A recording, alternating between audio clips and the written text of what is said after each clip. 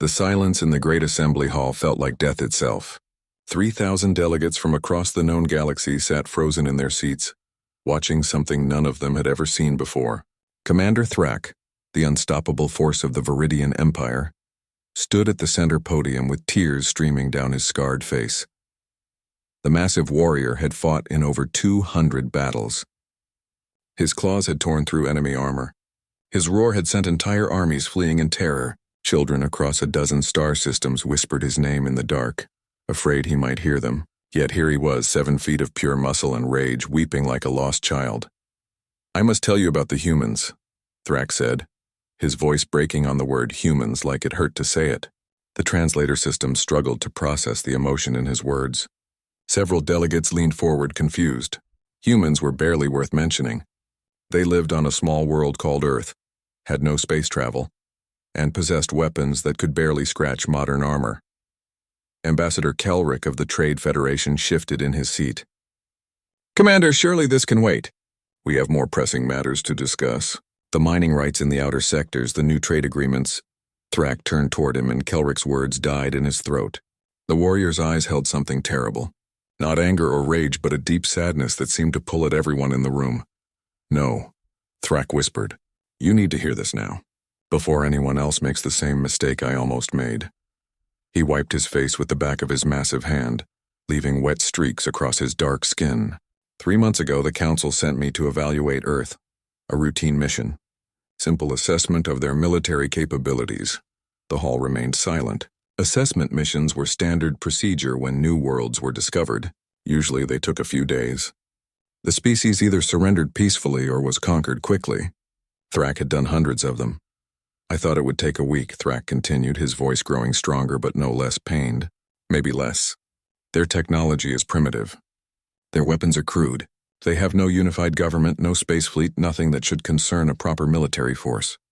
He paused, staring at something only he could see. "I was wrong about everything."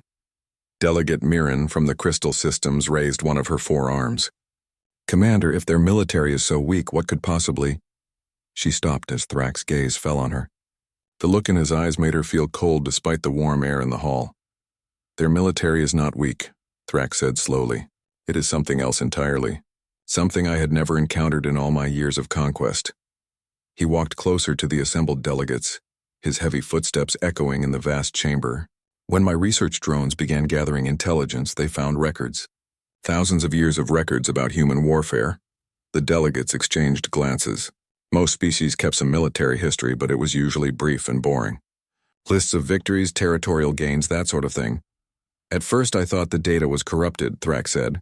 "The numbers made no sense.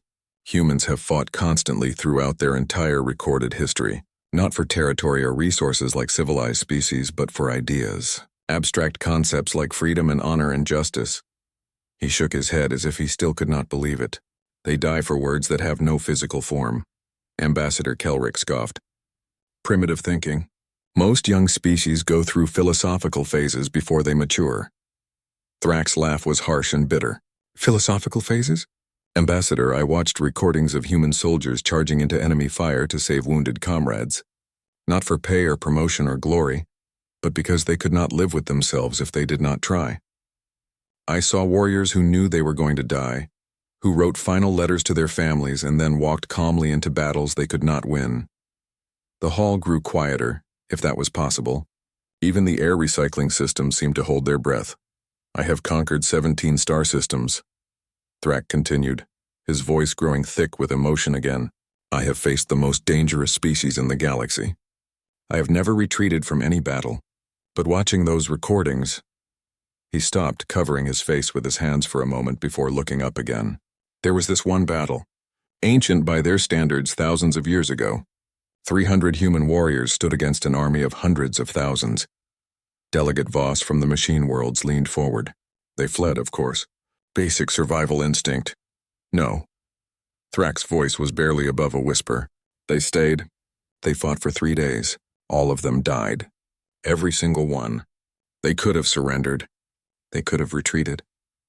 Instead, they chose to die because they believed their sacrifice would inspire others to resist tyranny." The silence stretched on. Finally, Chancellor Dern of the Inner World spoke. Commander, surely you're exaggerating. No species would behave so irrationally. Thrak pulled up a holographic display.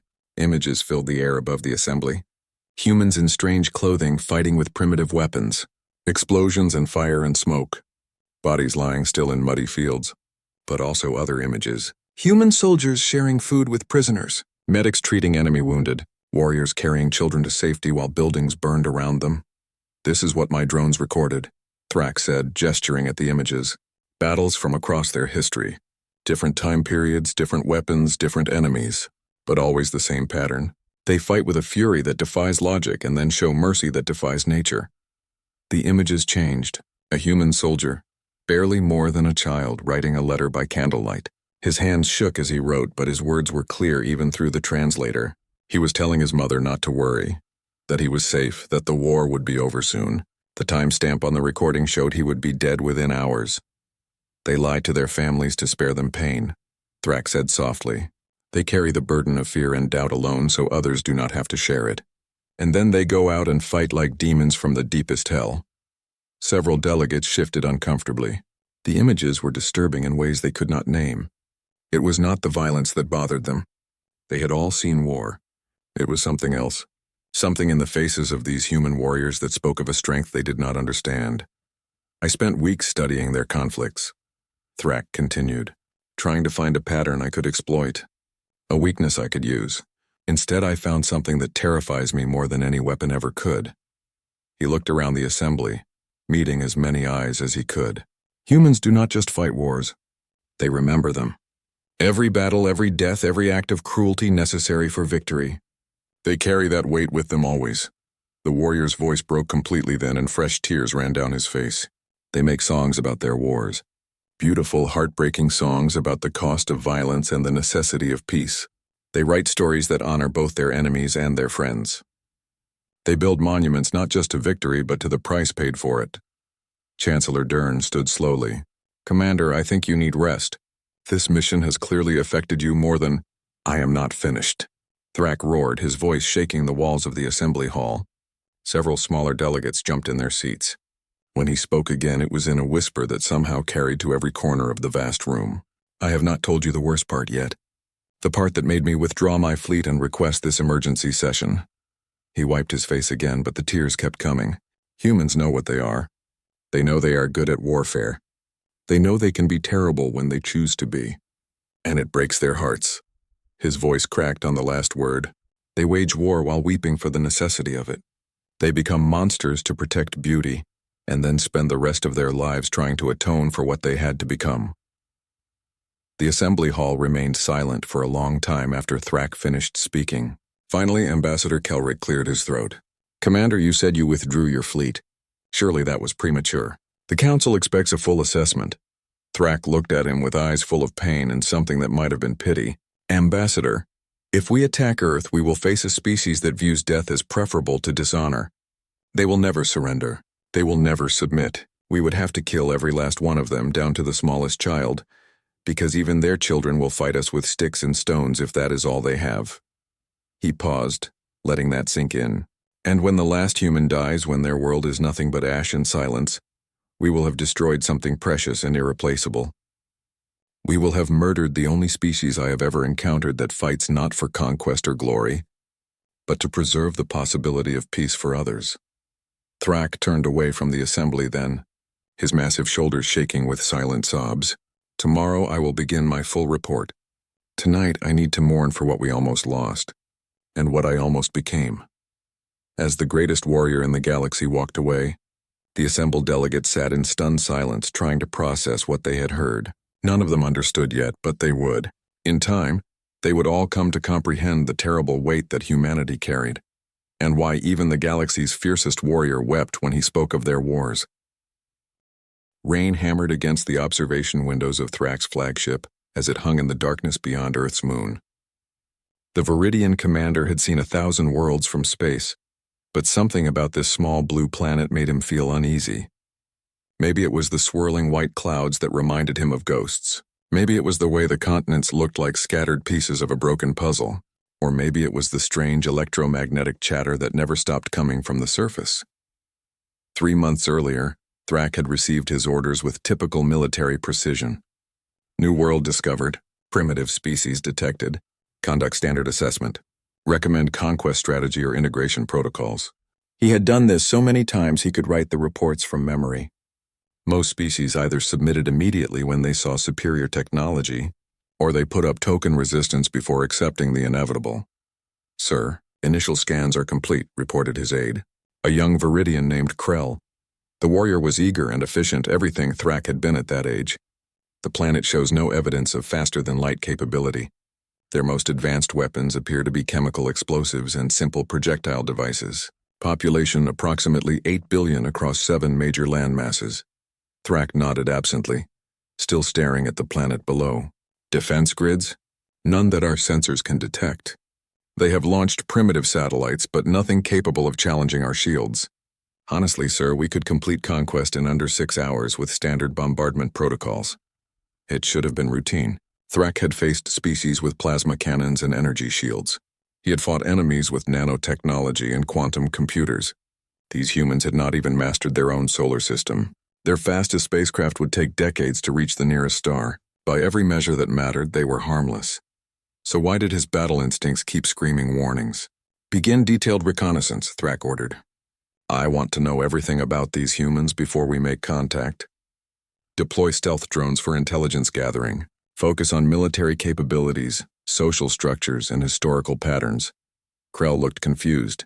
"Sir, given their technological level, surely extensive reconnaissance is unnecessary." Thrak turned from the window, fixing his aide with a steady gaze.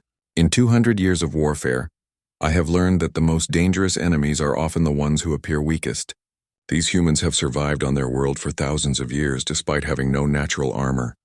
No claws, no venomous fangs. Something has kept them alive and helped them thrive. I want to know what that something is." The drones launched that night, invisible to human detection systems as they scattered across the planet's surface. They carried the most advanced recording equipment in the Viridian arsenal, capable of monitoring everything from radio transmissions to body language. Within hours, data began streaming back to Thrak's computers. The first reports were routine. Human governments argued about resources and territory just like most species. Their news broadcasts showed the usual concerns about weather, economics, and local conflicts. Their entertainment seemed to focus on stories about love, adventure, and triumph over adversity. Nothing unusual there. But then the drones found the war museums. Thrak had never seen anything like them.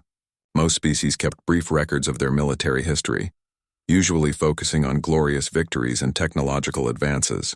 Humans had built enormous structures dedicated entirely to preserving the memory of their conflicts, not just the victories but the defeats, not just the heroes but the casualties, not just the strategies but the suffering. "Sir, you need to see this," Krell called from his monitoring station. "The drones have found some kind of memorial structure. The humans have carved names into black stone. Thousands of names." Thrak moved to look over his aide's shoulder at the transmitted images. A long wall of polished black granite reflected the faces of visitors as they ran their fingers over carved letters. Old humans stood crying before certain sections. Young humans left flowers and small personal objects. Some visitors traced specific names while tears ran down their faces. "What are those names?" Thrak asked, though he was beginning to suspect. "According to our translation protocols, they appear to be individual human soldiers who died in something called the Vietnam War. But sir, there are over 50,000 names on this wall alone, and this is just one memorial among hundreds we have located." Thrak stared at the images with growing unease. 50,000 names, each one representing a life lost, a family destroyed, a future that would never come to pass. Most species honored their military dead with simple monuments listing unit designations and casualty numbers. These humans had carved every individual name into stone so that no one would be forgotten. "Show me more," Thrak commanded. The drones had been busy. Images flooded the screens showing memorials across the planet. Stone figures of soldiers helping wounded comrades, eternal flames burning for unknown warriors, museums filled with personal belongings of the dead, gardens where families gathered to remember sons and daughters who had died in battles fought decades ago. But it was not just the memorials that disturbed Thrak. It was the way living humans interacted with them. Veterans in strange ceremonies standing straight and proud despite their age and injuries. children listening with wide eyes as grandfathers told stories of friends lost long ago, strangers placing flowers on graves of soldiers they had never met, simply because those soldiers had died defending their homeland. "Sir, we are also detecting extensive historical archives," Krell reported. "These humans have documented their military conflicts in extraordinary detail. Not just battle plans and casualty reports, but personal accounts from individual soldiers, photographs of battlefields, even recorded interviews with participants describing their experiences." Thrak's unease deepened. "Show me these archives." What he saw next would haunt him for the rest of his life. Humans had recorded everything, not just the glorious charges and heroic victories, but the fear, the pain, the doubt, and the desperation. Young soldiers writing letters they knew might be their last. Warriors charging into enemy fire not because they were brave, but because their friends were counting on them. Medics crawling through killing fields to reach wounded enemies, knowing they might die for their compassion. "This makes no tactical sense," Krell muttered, as he watched footage of human soldiers sharing their rations with captured enemies. Why would they aid those who tried to kill them? Thrak could not answer. In all his years of conquest, he had never encountered a species that showed mercy to defeated foes. Victory meant dominance. Defeat meant submission or death. These were the fundamental laws of warfare, observed by every civilized species in the galaxy, except apparently by humans. The drones continued their work, gathering more and more disturbing intelligence. They found records of human soldiers who had refused direct orders rather than harm civilians.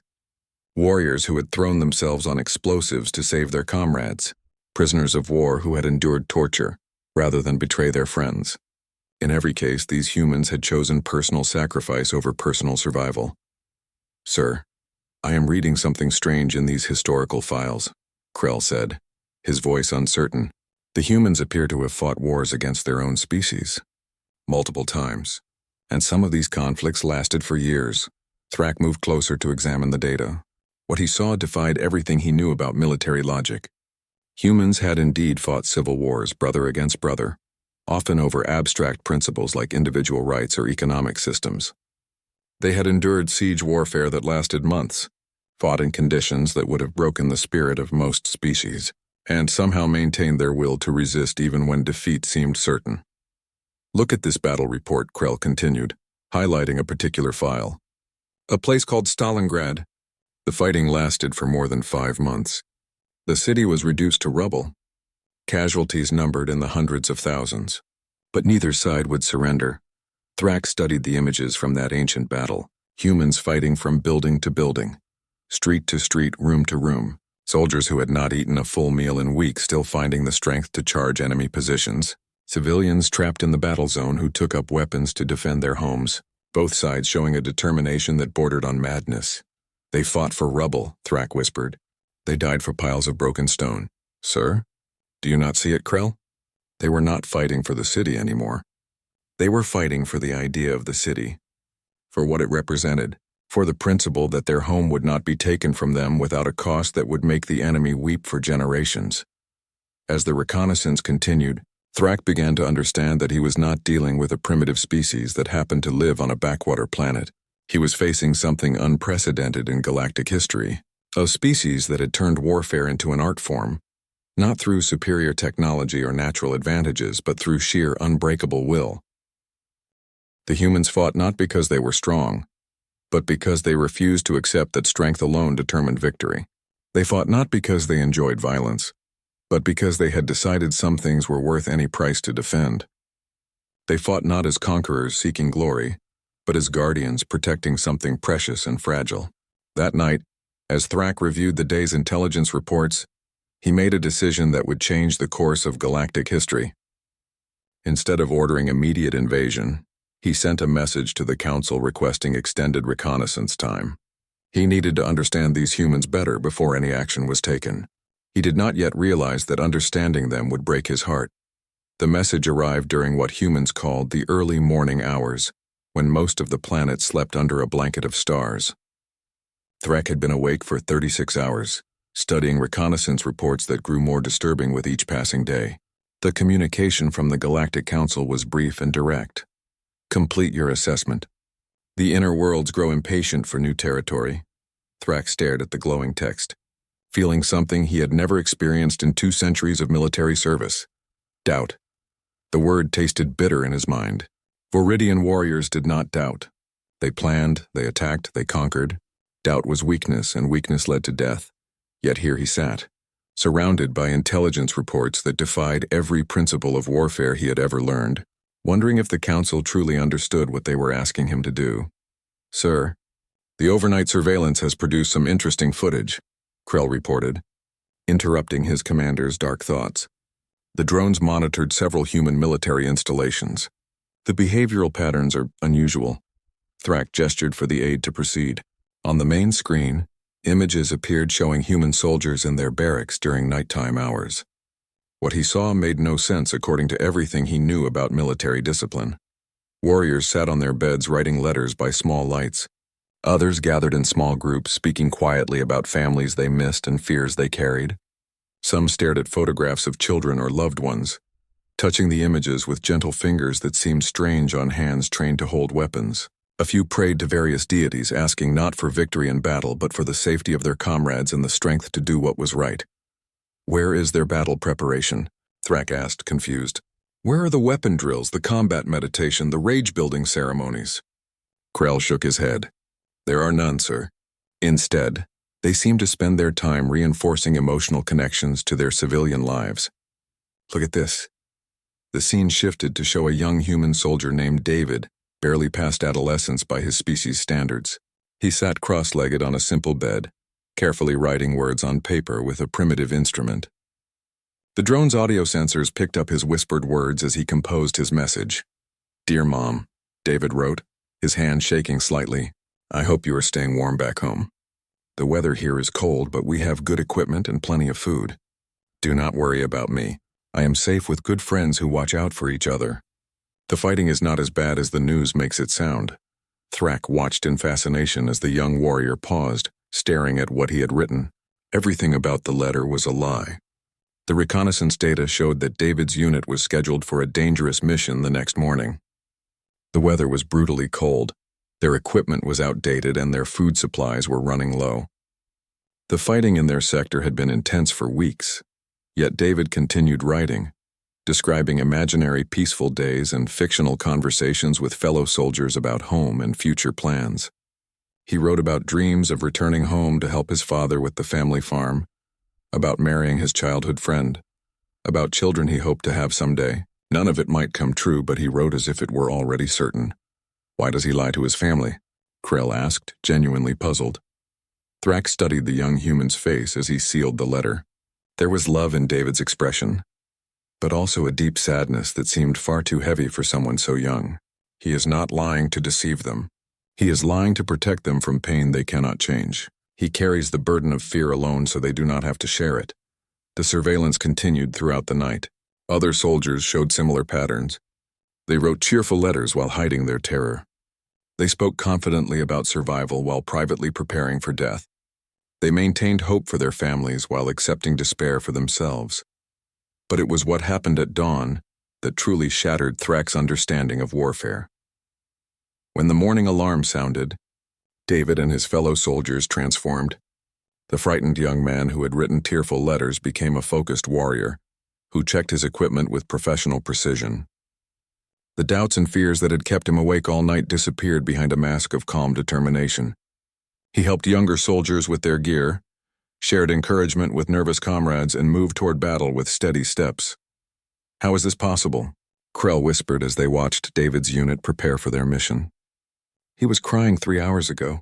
Now he acts like he feels no fear at all." Thrak had no answer. He had seen brave warriors before, but this was different.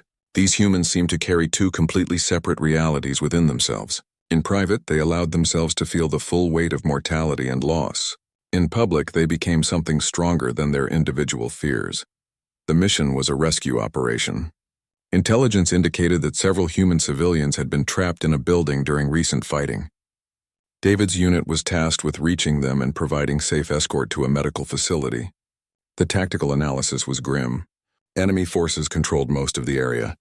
The building was partially collapsed and might not support the weight of rescuers. Success was possible but unlikely. Survival was questionable. Any rational military force would have written off the civilians as acceptable losses and focused on more achievable objectives. The humans never even considered that option. Thrak watched the mission unfold through multiple drone perspectives, seeing something that would haunt him forever. David and his team moved through hostile territory with extraordinary skill, but it was not their tactical abilities that impressed him. It was their absolute refusal to abandon the rescue mission, despite mounting casualties and increasingly dangerous conditions. When enemy fire wounded 2 members of the team, the others did not retreat. They provided medical aid while continuing toward their objective. When the building proved unstable, they did not abort the mission. They carefully searched each room, calling out reassurances to frightened civilians while debris fell around them. "Sir, they have located the trapped humans," Krell reported. 3 adults and 2 children. But the enemy has reinforced their positions. The team cannot evacuate safely with civilians in tow. Thrak leaned forward, certain he was about to witness the moment when practical considerations would override heroic intentions. No military unit could be expected to sacrifice themselves for strangers, especially when those strangers were not even soldiers. Instead, he watched David make a choice that defied every principle of tactical logic. The young soldier moved to the most dangerous position, drawing enemy fire toward himself while his teammates evacuated the civilians. He fought alone against overwhelming odds, buying time for innocents to escape, knowing that his own survival was impossible. "He is going to die," Krell said quietly. "Yes," Thrak replied, his voice thick with an emotion he could not name. "And he knows it." David fell defending the evacuation route, his last act being to eliminate an enemy position that threatened the retreating civilians. The young man who had written loving lies to his mother died thousands of light years from home, killed while protecting strangers he had never met before that morning. But the story did not end with his death. The drones continued monitoring as news of the mission reached David's unit. His comrades did not celebrate their success or mourn their loss with the efficient emotional processing typical of professional soldiers. Instead, they gathered that evening to share stories about their fallen friend. They spoke of David's kindness to new recruits, his habit of sharing extra rations with anyone who seemed hungry, his terrible jokes that somehow always made people laugh during difficult times. They talked about his dreams of returning home, his plans for the future, his fears and hopes and small human quirks that had nothing to do with warfare. Then they wrote letters to his family, each one describing a different aspect of David's character, painting a picture of a young man who had been beloved by those who knew him best. They did not mention how he died. They wrote about how he had lived. "Sir," Krell said softly, "I do not understand any of this. Why do they waste time on emotional responses? The mission was successful. Acceptable casualties were sustained. They should be preparing for the next operation." Thrak turned away from the screens, no longer able to watch the raw grief of David's comrades. "They are not processing emotions, Krell. They are preserving memory. They are ensuring that David's life meant something beyond the tactical objective he died achieving." Over the following days, Thrak observed similar scenes across multiple human military units. Warriors who fought with deadly efficiency, while maintaining deep emotional connections to their comrades and civilians. Soldiers who accepted the necessity of violence while never losing their capacity for gentleness. Fighters who killed when they had to, but who wept for their enemies as well as their friends. It was the weeping that finally broke something inside Thrak's warrior heart. Humans cried for the enemies they killed, mourning the waste of life even when that life had threatened their own. They honored fallen foes in their private moments, recognizing the common mortality that bound all sentient beings together. How do they do it? Thrak asked himself one night as he stood alone in his observation chamber. How do they carry such pain and still find the strength to fight? The answer came to him slowly, like dawn breaking over a battlefield. Humans did not fight despite their capacity for love and grief. They fought because of it. Their tears were not weakness but strength. Their sorrow was not defeat but victory over the forces that sought to make them callous and cruel. They had learned to be warriors without losing their souls, and that terrified Thrak more than any weapon ever could. The War Council simulation ran for the 15th time, and the results remained unchanged. Complete human resistance estimated at 99.7%. Probability of successful occupation without total population extinction, less than 1%. Recommended action. planetary sterilization followed by resource extraction. Thrak stared at the holographic display floating above his command table, watching digital representations of human cities burn under simulated Viridian bombardment.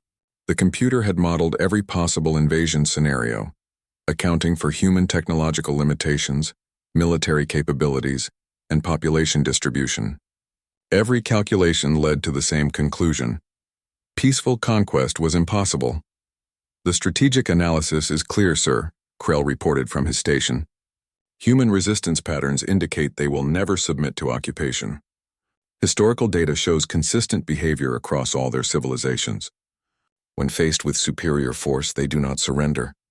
They adapt, hide, and continue fighting indefinitely." The aide pulled up additional displays showing human conflicts throughout their history. "Look at these examples, sir. The humans call them guerrilla wars and resistance movements. Small groups of fighters using primitive weapons against technologically superior enemies. Some of these conflicts lasted for decades. The stronger force usually withdrew despite maintaining military superiority." Thrak studied the data with growing unease.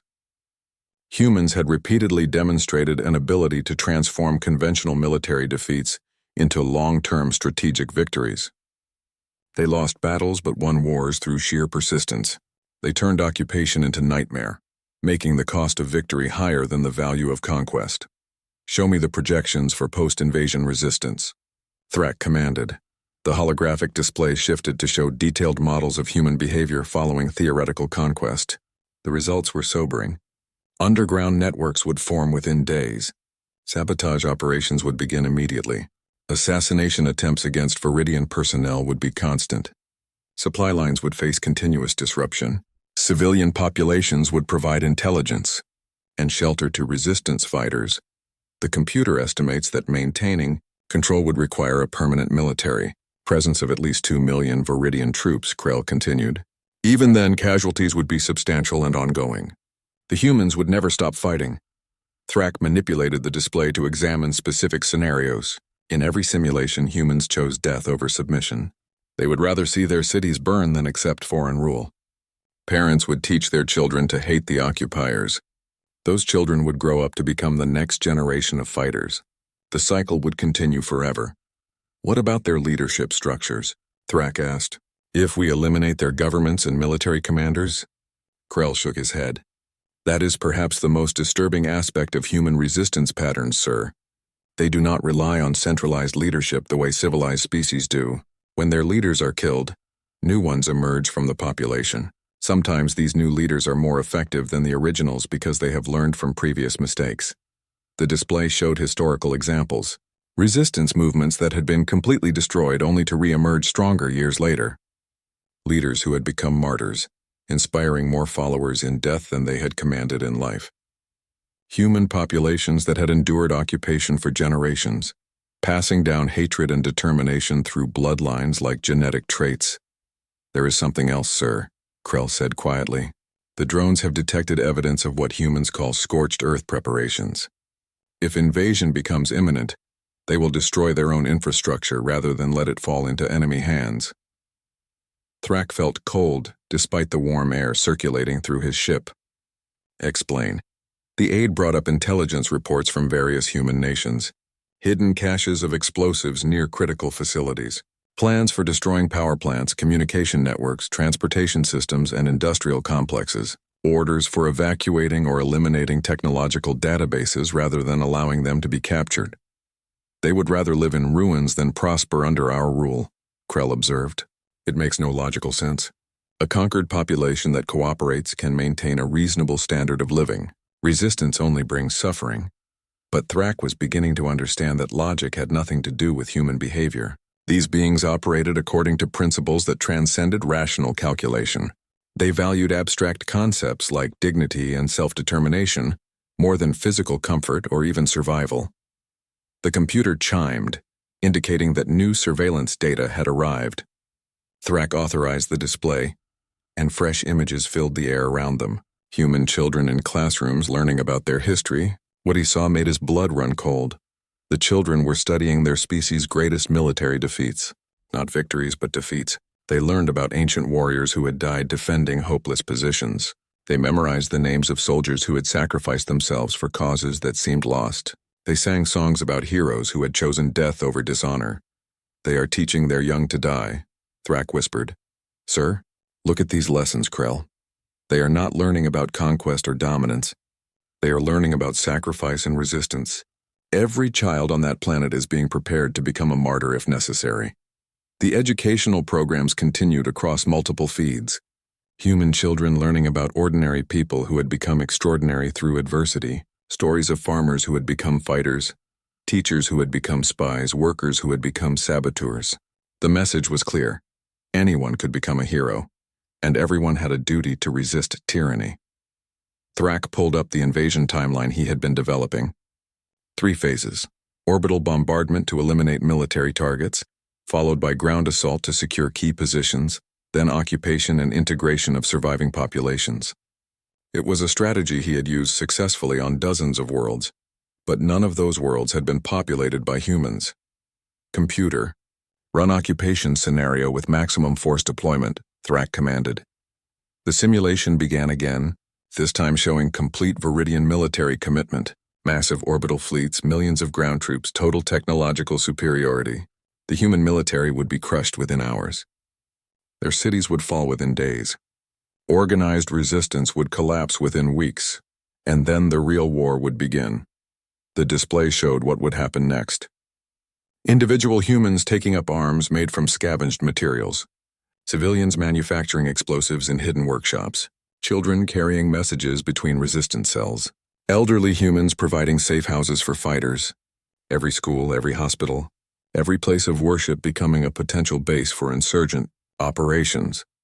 The computer estimates that eliminating organized resistance would require killing approximately 70% of the human population. Krell reported, his voice strained, and even then the survivors would continue fighting with whatever resources remained available. 70%. Thrak stared at that number, trying to comprehend its meaning. Not soldiers or warriors, but ordinary civilians, families with children, artists and scientists and philosophers, millions of beings whose only crime would be refusing to abandon their principles. What about selective targeting? Thrak asked desperately.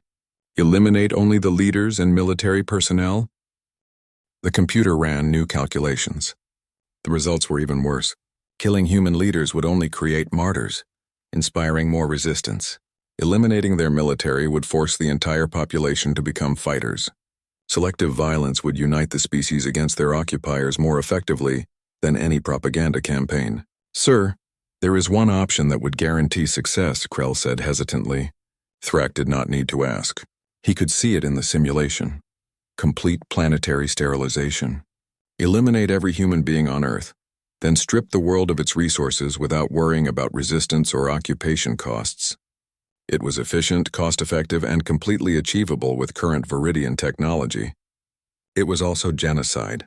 Thrak stood alone in his observation chamber that night, staring at the small blue world that had become his greatest challenge. Somewhere down there, human families were gathering for evening meals. Children were playing games while their parents discussed daily concerns. Lovers were making promises about futures they might never see. Scientists were discovering new wonders. Artists were creating beauty from inspiration and imagination. All of it would have to die for Viridian expansion to proceed. Computer display human cultural productions, Thrak commanded. The chamber filled with examples of human creativity. Music that seemed to capture emotions he had never experienced.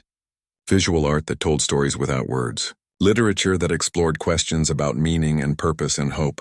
Architecture that reached toward the stars while remaining grounded in earthly beauty. But it was their war poetry that finally broke his resolve. Humans had written beautiful, heartbreaking verses about the cost of violence and the necessity of peace. They had transformed their pain into art, their suffering into wisdom, their losses into lasting memorials that honored both the dead and the living. They were the only species he had ever encountered that had learned to wage war while keeping their souls intact. They fought not because they enjoyed violence, but because they were willing to bear its weight to protect what they loved. They became monsters so that beauty could survive, and then spent the rest of their lives trying to atone for what they had been forced to become. To conquer Earth, Thrak would have to destroy the very thing that made it worth conquering. He would have to murder hope itself, and then spend eternity knowing what he had chosen to become. For the first time in 2 centuries of military service, the galaxy's greatest warrior faced a battle he could not win, not because his enemy was too strong, but because victory would cost him everything he had once believed about honor and strength, and the meaning of conquest.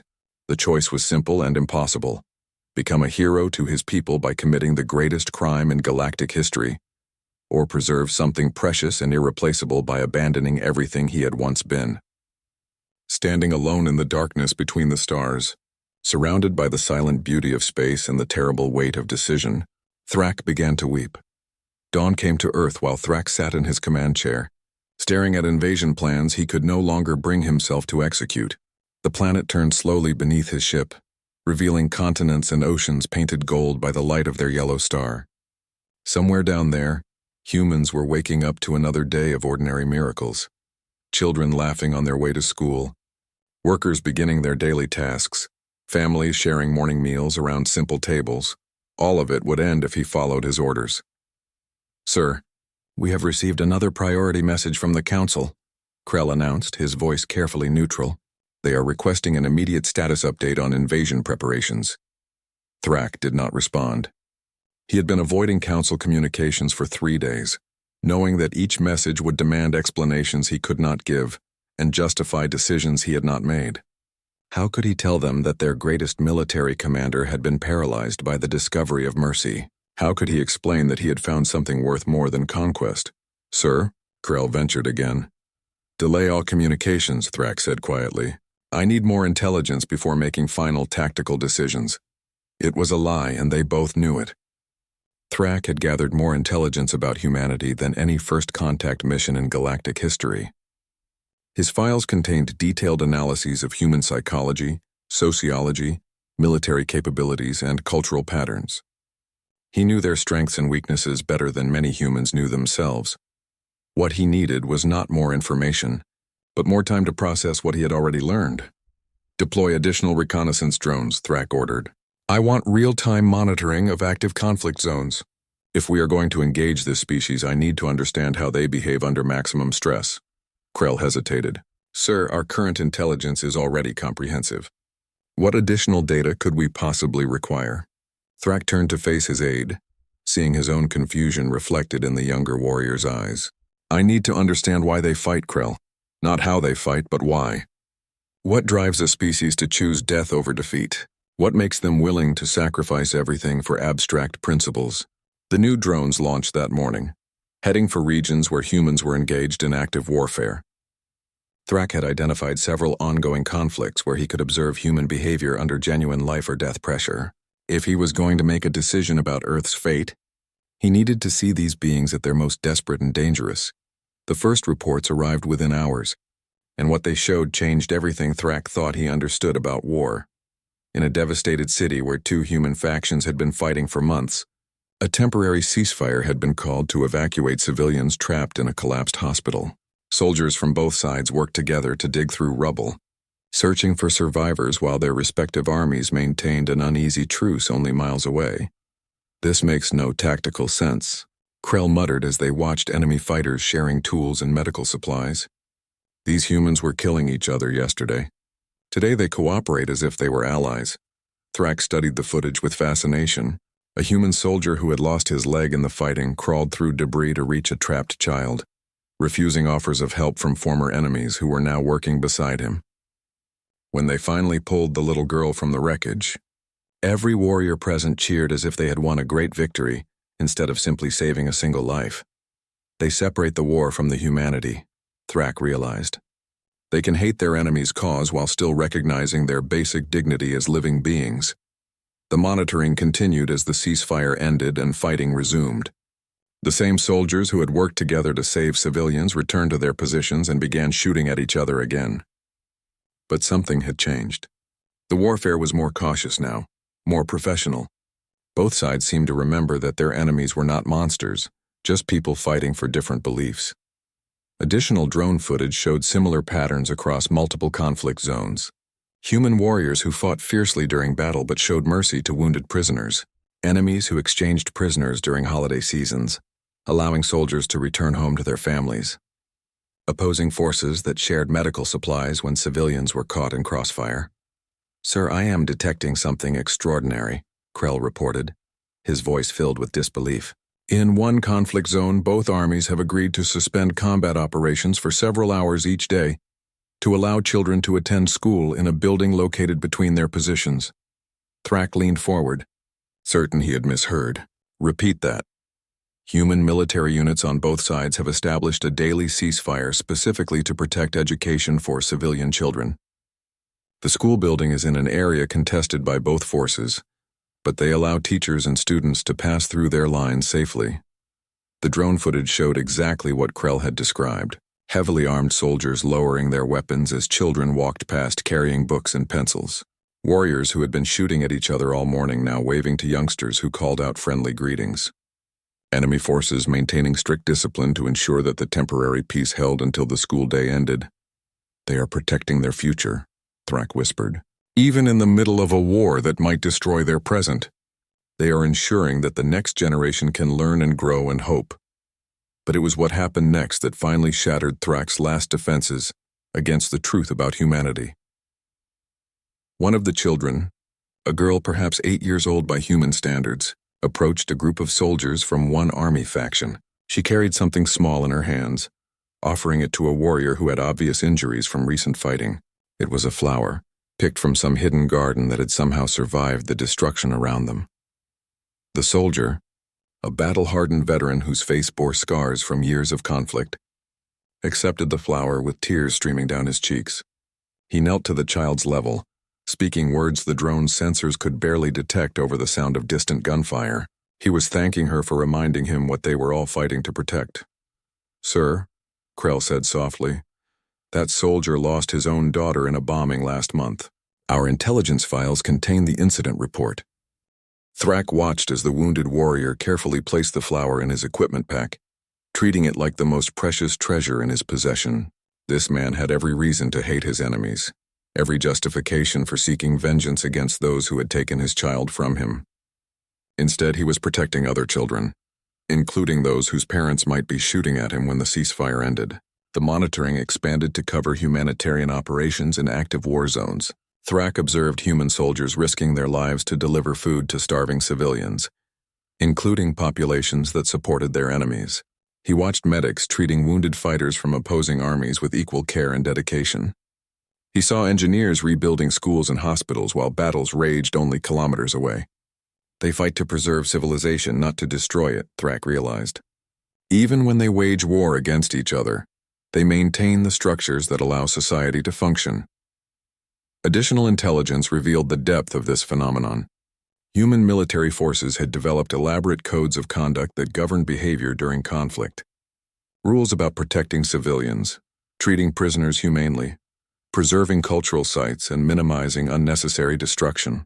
They had created international organizations dedicated to enforcing these standards even among enemies. "Sir, this is unprecedented," Krell observed. "Most species view warfare as an opportunity to inflict maximum damage on their opponents. These humans have created systems to limit the scope of violence even while engaged in mortal combat." Thrak pulled up comparative data from his previous conquest missions. Viridian military doctrine emphasized total victory through overwhelming force and complete destruction of enemy resistance. The concept of restraint during warfare was alien to his people, seen as weakness that prolonged suffering unnecessarily. But humans had somehow learned to wage war while preserving their capacity for peace. They fought when they had to, but they never stopped believing that fighting should end. They killed when necessary, but they never stopped mourning the necessity. They became warriors to protect their ability to be something other than warriors. The final piece of intelligence arrived as Thrak sat alone in his quarters, struggling to write a report he knew would seal Earth's fate.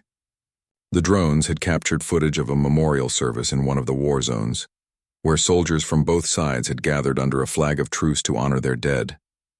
Enemy commanders stood side by side, speaking about warriors who had died fighting each other only days before.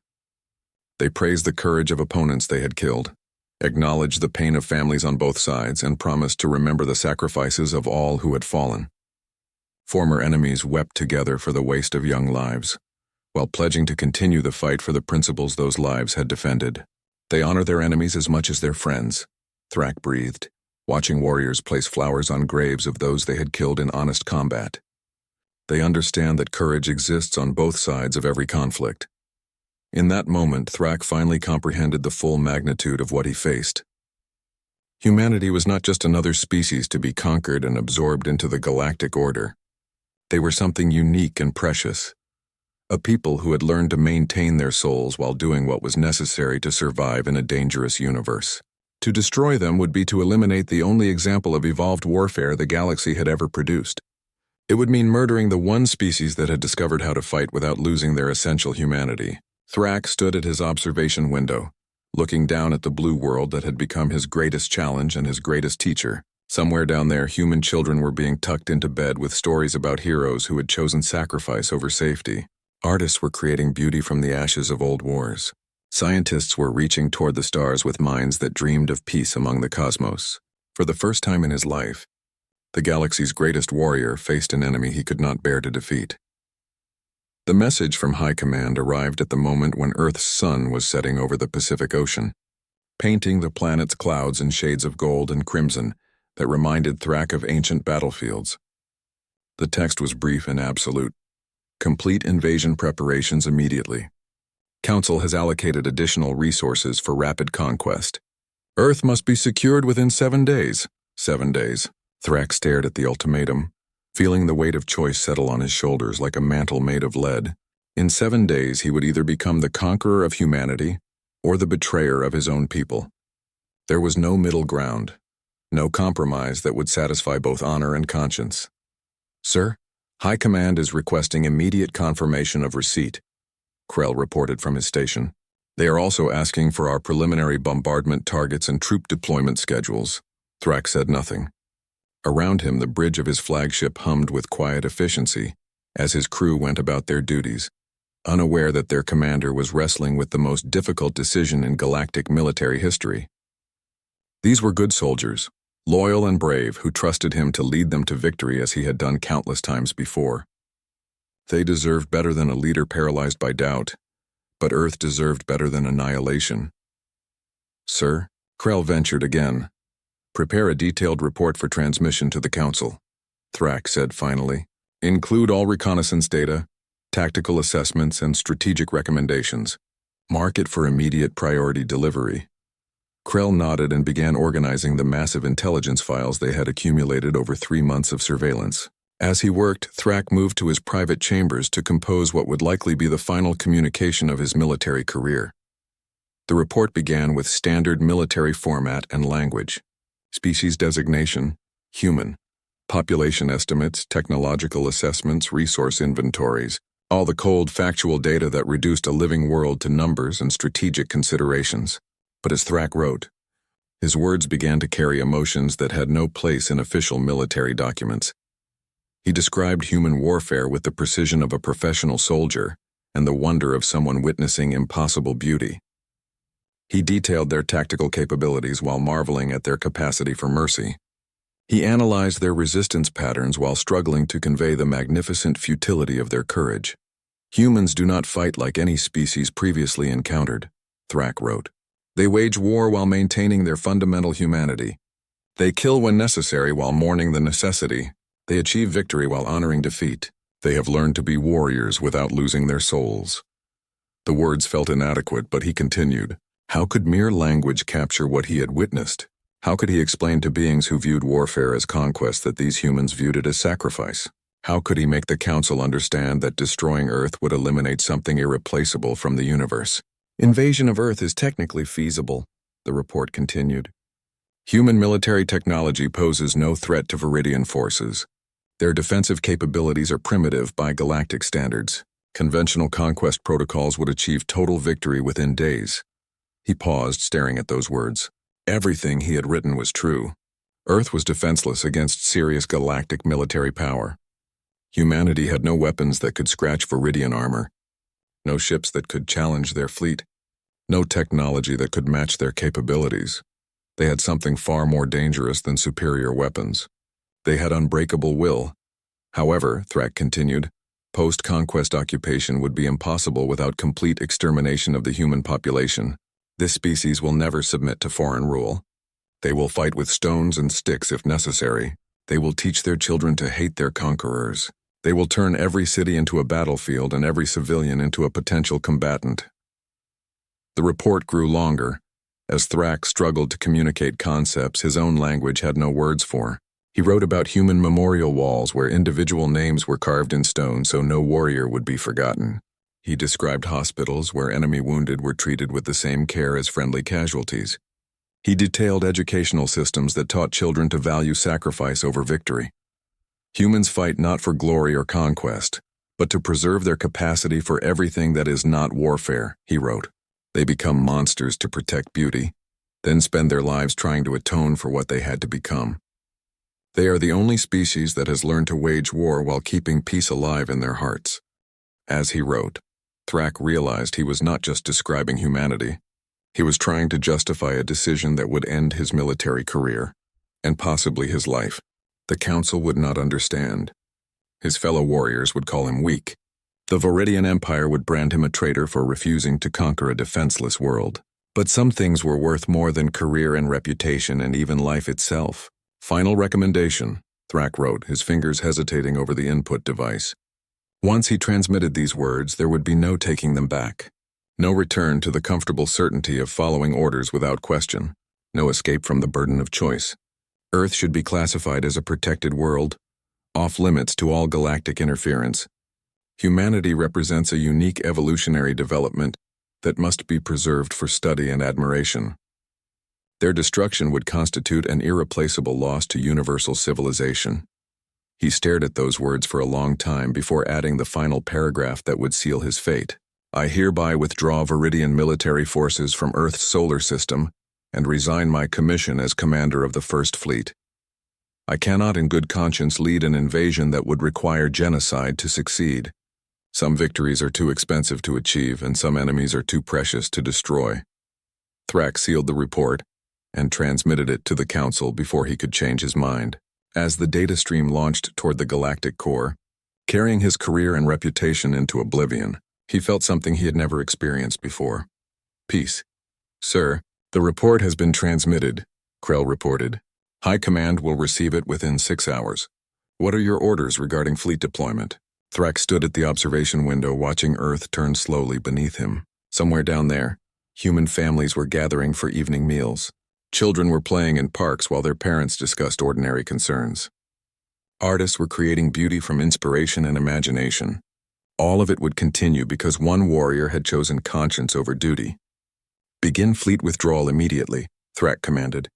All ships will exit Earth's solar system and return to the outer rim for reassignment. Krell's face showed confusion and concern. Sir, High Command will court-martial us for abandoning our mission without authorization. Yes, Thrak agreed calmly. They probably will. Then why? Because some things are worth court-martial, Krell. Some principles are worth career destruction. Some choices define who we are rather than what we achieve. As the Viridian fleet began its retreat from Earth, Thrak composed one final message. Not an official report or military communication, but a personal letter to beings he would never meet but had come to admire more than any warriors he had ever fought beside. To the people of Earth, he wrote, you will never know how close you came to extinction or how your example saved you. Your species has achieved something remarkable. You have learned to fight without losing your humanity. You wage war while keeping peace alive in your hearts. You become monsters to protect beauty, then spend your lives creating new beauty to replace what war destroys. Continue to be what you are. Continue to fight for love rather than hate, for protection rather than conquest, for the future rather than the past. The galaxy needs your example more than it needs your resources. Someday when you reach the stars, remember that you were spared not because you were weak, but because you were strong enough to remain human even when humanity seemed impossible. With respect and admiration, Commander Thrak of the Viridian Empire First Fleet retired. The message was never sent. It joined millions of other human communications in the ship's computer files, a testament to things that could have been but never were. But writing it gave Thrak comfort as his fleet jumped to hyperspace, leaving Earth in peace.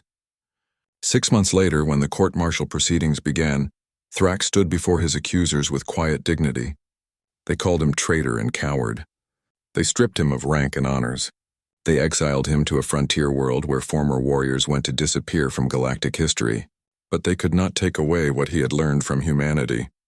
They could not erase the memory of warriors who wept for their enemies, or children who gave flowers to soldiers, or enemies who worked together to save civilian lives.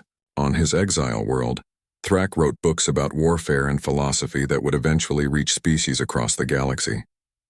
He described a small blue planet where beings had learned to fight without losing their souls, to wage war while maintaining their capacity for peace, to become monsters while remaining human. His writing spread slowly through galactic culture, inspiring other military commanders to question the true meaning of victory. Some began showing mercy to defeated populations. Others established codes of conduct that protected civilians during conflict. A few even followed Thrak's example, choosing exile over participation in genocidal campaigns. The Viridian Empire never attempted another invasion of Earth. Official records listed the mission as indefinitely postponed due to insufficient strategic value. But word spread through military channels about the world that had broken their greatest warrior, the species that fought with tears in their eyes and love in their hearts. Years later, when humanity finally developed faster than light travel and ventured into galactic civilization, they found a universe slightly more humane than it had been before. Codes of military conduct that seemed familiar, rules of war that protected innocents and honored enemies, standards of behavior that preserved civilization even during conflict. They never knew that their example had changed the galaxy before they even knew the galaxy existed. They never learned that their greatest victory had been won not through superior weapons or tactical brilliance, but through the simple act of remaining human while doing inhuman things. But somewhere on a distant frontier world, an exiled warrior smiled when news arrived of humanity's first peaceful contact with alien civilizations. He had been right to trust in their nature. They had reached the stars not as conquerors, but as the guardians of beauty and hope he had always known them to be. The galaxy's fiercest warrior had wept while telling of humanity's wars, and in that weeping had found something worth more than all his victories combined. He had found proof that strength without wisdom was meaningless, that power without compassion was empty, and that the greatest warriors were those who fought to preserve their capacity for peace. In choosing to spare Earth, Thrak had not just saved humanity. He had saved the part of himself that remembered why warriors were needed in the first place, not to destroy, but to protect everything good and beautiful and worth preserving in a dangerous universe. The tears he had shed before the Galactic Council were not tears of weakness, but tears of recognition. He had found kindred spirits in the darkness between the stars, warriors who understood that the greatest victory was not conquest, but the preservation of hope itself. And that understanding had changed everything.